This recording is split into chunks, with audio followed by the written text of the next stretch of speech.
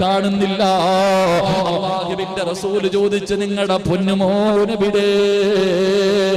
വാപ്പ കരഞ്ഞുകൊണ്ട് പറയുന്നു, നബിയേ, എന്റെ പൊന്നുമോ മരിച്ചുപോയി നബിയേ. അവിടെന്ന് പൊട്ടിക്കരഞ്ഞുകൊണ്ട് അല്ലാഹുവിന്റെ പ്രവാചകനോട് അവിടെന്ന് പറയുമ്പോ ആ പ്രിയപ്പെട്ട പിതാവിനെ ചേർത്ത് പിടിച്ചിട്ട് അല്ലാഹുവിന്റെ റസൂല് ചോദിക്കുകയാ, സ്വർഗത്തിൽ പോകണ്ടേ, സ്വർഗത്തിൽ പോകണ്ടേ? അല്ലാഹുവേ, നിങ്ങളുടെ പൊന്നുമകൻ അല്ലാഹുവിന്റെ സ്വർഗത്തിന്റെ കവാടത്തിന്റെ മുന്നിൽ നിങ്ങളെയും കാത്തു നിൽക്കുന്നുണ്ട്. എന്തിനാ കരയുന്നത്?